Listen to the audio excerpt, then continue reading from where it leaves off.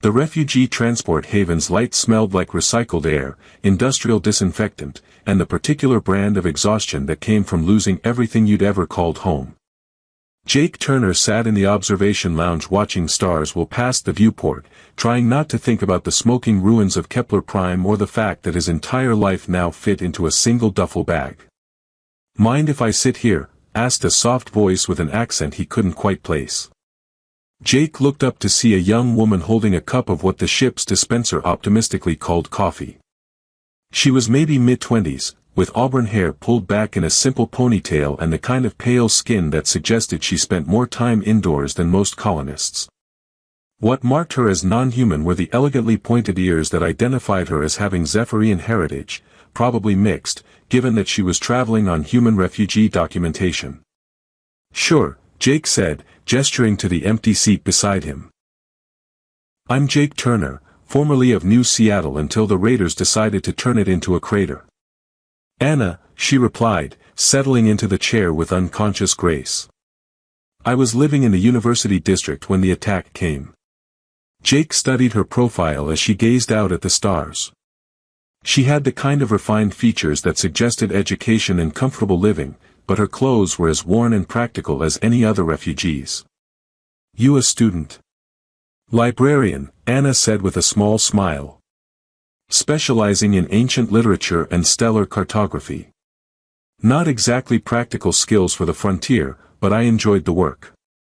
Over the following days, Jake found himself seeking out Anna's company during the long voyage to Sanctuary Station. She had a way of listening that made people want to share their stories, and her knowledge of everything from engineering principles to classical poetry made conversations with her endlessly interesting. When the ship's environmental systems started acting up, Anna was the one who figured out the calibration errors that the maintenance crew had been struggling with for weeks. "How does a librarian know so much about atmospheric processors?" Jake asked as they worked together to adjust the faulty systems.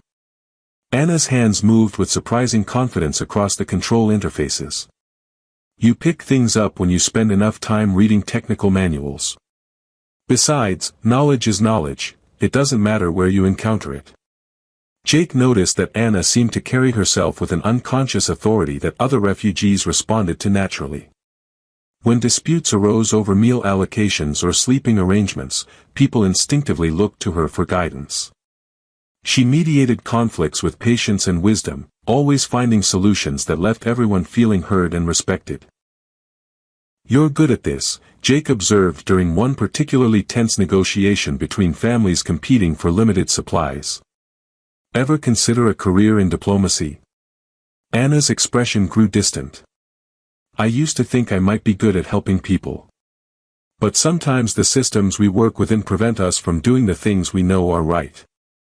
As the voyage continued, Jake found himself increasingly drawn to Anna's quiet strength and gentle humor. She had a way of finding beauty in small things, the patterns that asteroid fields made against the star's cape, the rhythm of the ship's engines, the stories that emerged when strangers were forced to share confined spaces. But he also noticed moments when she seemed lost in thought, staring into space with an expression of profound sadness. "Penny for your thoughts," Jake said one evening as they sat in the observation lounge. Anna turned to look at him with those remarkable violet eyes, another mark of her Zephyrian heritage. "I was just thinking about choices. About the difference between running away from something and running toward it. Which one are we doing?" Jake asked. "I'm not sure yet," Anna admitted. "I suppose that depends on what we find when we get to Sanctuary Station." The night before their arrival, Anna helped Jake organize a farewell gathering for their fellow refugees. She somehow managed to turn their limited supplies into a feast that felt celebratory rather than desperate, and she gave a speech about new beginnings that left half the passengers in tears, the good kind of tears, the ones that came from hope rather than grief. "Thank you," Jake said as they cleaned up afterward. "For everything during this trip.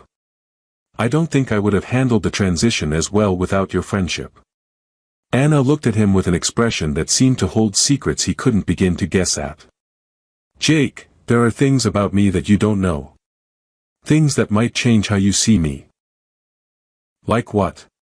Jake asked, moving closer to her. Are you secretly a pirate? A spy? Someone important who's traveling incognito? Anna's laugh was soft but tinged with something that might have been sadness. Something like that. But Jake, whatever happens when we reach the station, I want you to know that these past few weeks have been the happiest I've been in a very long time. Before Jake could ask what she meant, the ship's communication system announced their approach to Sanctuary Station.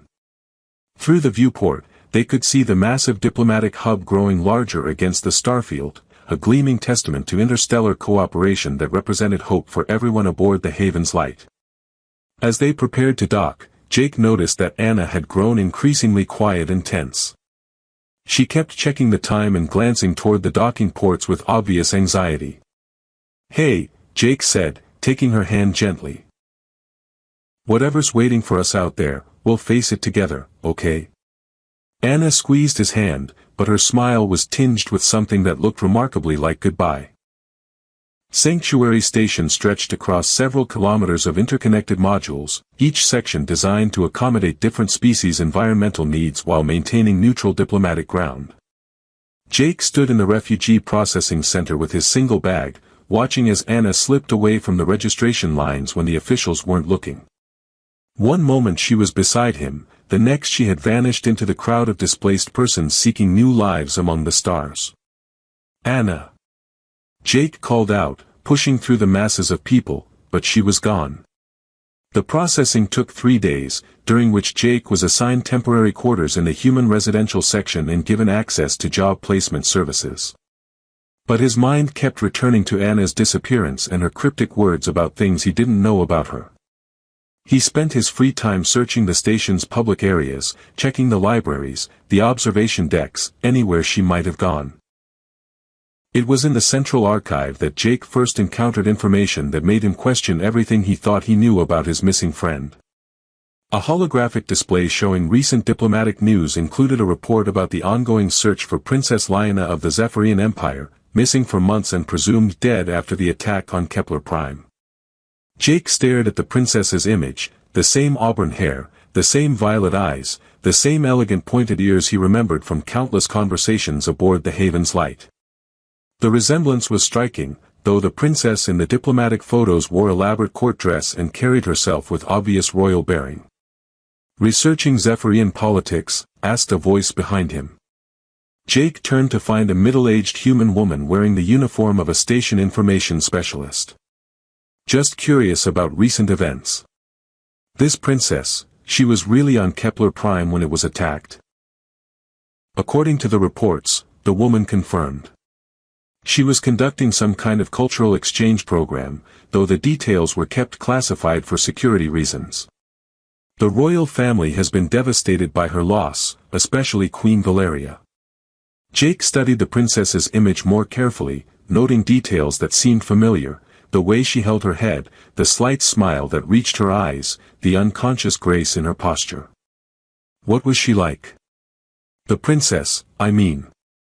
By all accounts, quite remarkable, the information specialist replied. Brilliant, compassionate, interested in humanitarian work. There were rumors that she chafed against the restrictions of court life, that she wanted to do more practical work helping displaced populations. The description fit Anna perfectly, down to her passion for helping others and her knowledge of subjects that seemed beyond what a simple librarian would need. Jake thanked the woman and continued his research, finding more details about Princess Lyanna's interests, ancient literature, stellar cartography, engineering systems, exactly the subjects Anna had demonstrated expertise in during their voyage. His search for Anna intensified after that, taking him into the station's lower levels where refugees sometimes hid when they wanted to avoid official scrutiny. It was in a maintenance section near the waste recycling systems that he finally found her, huddled in a corner with a book of ancient poetry, the same collection she'd quoted from during their late-night conversations aboard the ship. "Anna," Jake said gently, not wanting to startle her. "Or should I say Princess Lyanna?" She looked up with those violet eyes, and he saw the exact moment when her carefully maintained composure crumbled. "How did you find out?" Jake sat down beside her on the metal deck plating, noting how she instinctively shifted to make room for him despite her obvious distress. The diplomatic archives. Your picture is all over the missing persons reports. I suppose it was inevitable, Anna, Lyanna said quietly. I should have changed my appearance more dramatically, but I wanted to hold on to something of who I really am. Who you really are? Jake asked. Anna, everything I've seen from you during the past month has been real. The way you helped people, the conversations we had, the person you are, that's all been genuine. Lyanna looked at him with surprise, as if she'd expected anger or betrayal. Jake, I'm Zephyrian royalty. My mother commands fleets that could level star systems. I live in a palace that spans 3 continents. Everything about my life is the opposite of what you thought. Okay, Jake said simply. So you're a princess who was pretending to be a librarian. That doesn't change the fact that you figured out how to fix the atmospheric processors when the engineers couldn't, or that you mediated every dispute on that ship with more wisdom than most diplomats twice your age. Lyanna stared at him. You're not angry that I lied to you. I'm hurt that you felt you had to, Jake replied honestly. But Anna, you were on Kepler Prime doing humanitarian work when it was attacked. You could have revealed your identity and been evacuated immediately. Instead, you stayed with the refugees and helped them survive a 3-week journey in conditions that must have been primitive compared to what you're used to. Why? Tears began flowing down Lyanna's face as the emotional walls she'd built finally collapsed. Because for the first time in my life, I was useful. Really useful.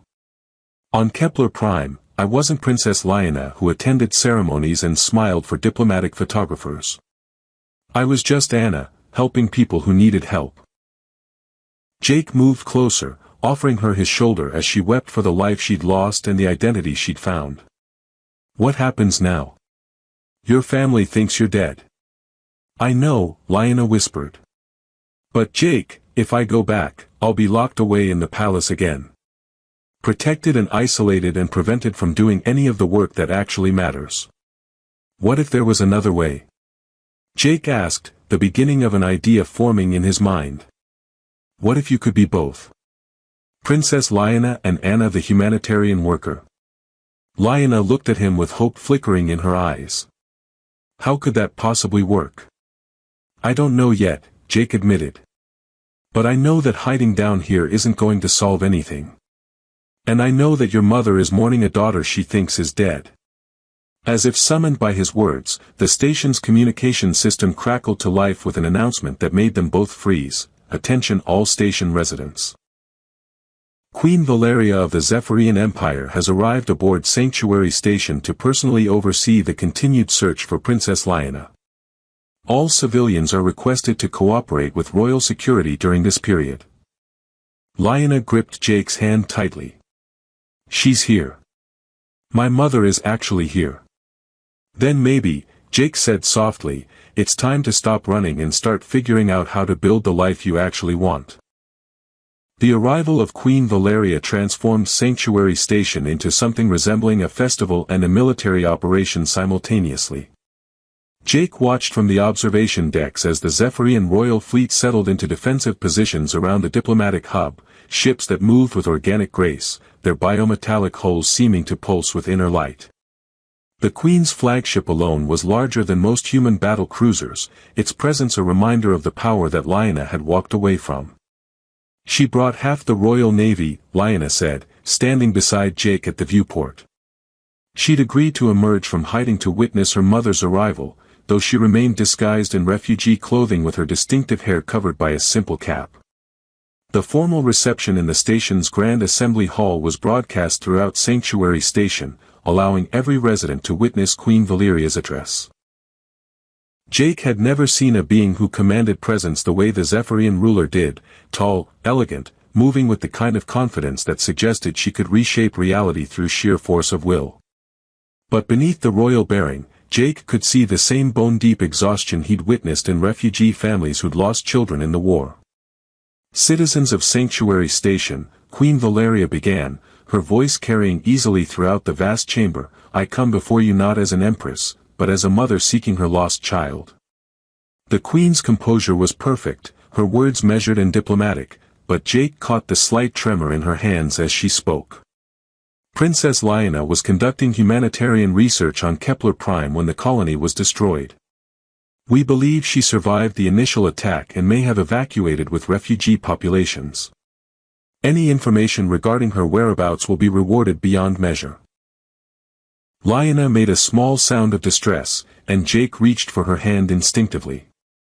Through the viewport, they watched as Queen Valeria displayed holographic images of the missing princess, formal court portraits that showed a beautiful young woman in elaborate dress, but also candid photos of Lyanna working with children in educational programs, reviewing star charts, laughing with palace staff. My daughter, Queen Valeria continued, her voice growing softer, has always possessed a compassionate heart. She sees suffering where others see statistics, individuals where others see populations. If she is alive, she is undoubtedly helping others, because that is who she is. The assembly erupted in respectful applause, but Jake noticed how Queen Valeria's mask of composure slipped for just a moment, revealing grief so profound that it made his chest ache. Beside him, Lyanna was crying openly. She understands, Lyanna whispered. She actually understands who I am. Over the following days, Jake watched Lyanna struggle with the decision of whether to reveal herself. The station had become a center of galactic attention as representatives from dozens of species offered assistance in the search. Queen Valeria met with refugee leaders, reviewed passenger manifests from evacuation ships, and personally interviewed survivors from Kepler Prime with a patience and dignity that impressed even hardened station security officers. Your Majesty is not what I expected, Jake overheard one human diplomat saying to his aide. The intelligence briefing suggested someone more, remote. Grief changes people, the aide replied. Losing a child, especially one as beloved as Princess Lyanna apparently was, would humble anyone. Jake found Lyanna in the archives section, reading news reports about her mother's search efforts. She's been here for 6 days, Lyanna said without looking up from the display. The longest she's ever been away from the homeworld since she took the throne. She's not going to give up, Jake observed. Are you ready to let her keep searching indefinitely?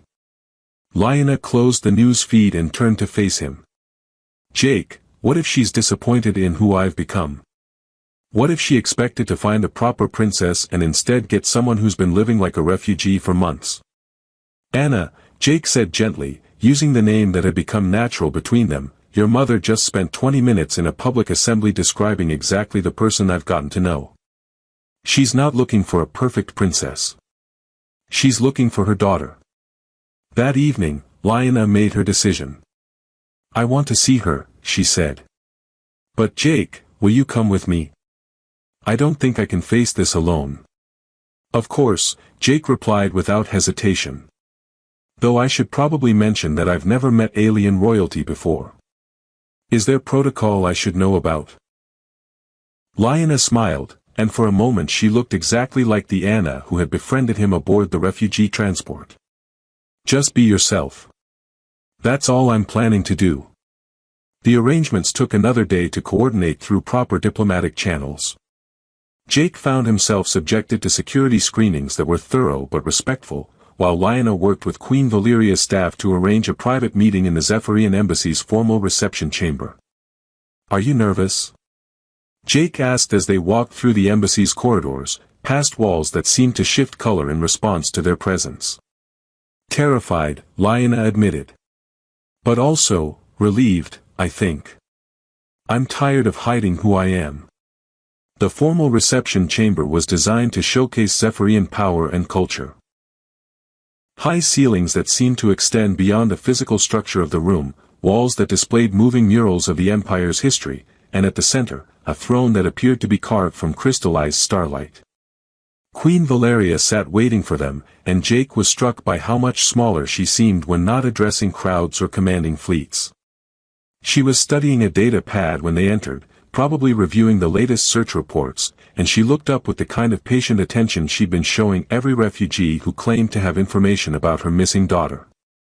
Then she saw Lyanna, and everything changed. The Queen's expression shifted through disbelief, recognition, and overwhelming joy in the span of heartbeats. The data pad fell from her hands as she rose from the throne, and Jake watched in amazement as the most powerful ruler in known space forgot every protocol of royal dignity. Lyanna? Queen Valeria whispered, her voice breaking on her daughter's name. Hello, mother, Lyanna replied, pulling off her cap to let her auburn hair fall free. I'm sorry I've been gone so long. That's when Queen Valeria fell to her knees and wept. The sound of Queen Valeria weeping filled the formal reception chamber with a grief so profound that Jake felt like an intruder witnessing something sacred and private. The most powerful ruler in the galaxy knelt on the crystalline floor of her own throne room, tears streaming down her face as she stared at the daughter she'd thought was dead. My child, Queen Valeria said through her sobs, reaching out with trembling hands toward Lyanna. My precious child, I thought I'd lost you forever.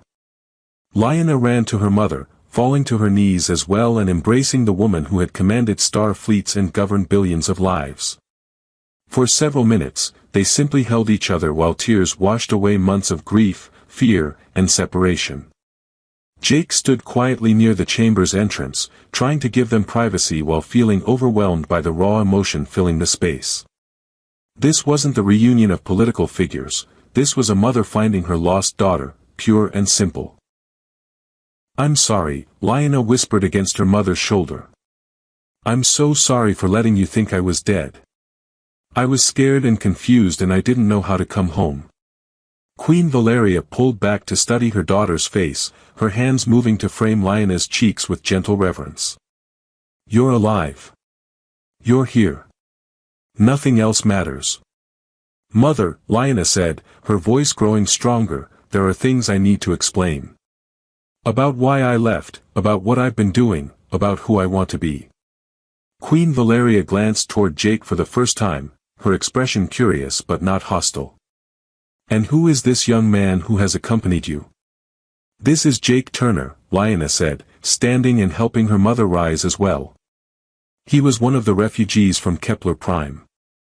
He helped me remember who I am. Jake stepped forward and offered what he hoped was an appropriate bow. Your Majesty. I'm honored to meet you, though I wish it were under better circumstances. Queen Valeria studied him with the kind of intense attention that Jake suspected came from years of evaluating potential threats and allies. Jake Turner. You were on Kepler Prime when the attack occurred? Yes, Your Majesty. I was working construction in New Seattle when the raiders hit. Anna, Princess Lyanna, was helping coordinate refugee evacuations. She saved a lot of lives. The Queen's expression softened slightly. Anna. The name I used, Lyanna explained. I wanted to help people without the complications that come with being royal. On the refugee transport, Jake and I became friends without any of the protocol or political considerations that usually surround me. Queen Valeria moved to one of the chamber's viewing alcoves, gazing out at the diplomatic station's bustling activity. Lyanna, when you disappeared, I feared I had failed you somehow. That the restrictions of court life had driven you away. Mother, you didn't fail me, Lyanna said, joining her at the viewport. But I was suffocating. Every day was ceremonies and protocols and being protected from the very people I wanted to help. On Kepler Prime, for the first time in my life, I was useful in ways that mattered. And you felt you couldn't be useful as a princess? Lyanna looked at Jake, drawing strength from his presence before answering. I felt like I couldn't be myself as a princess.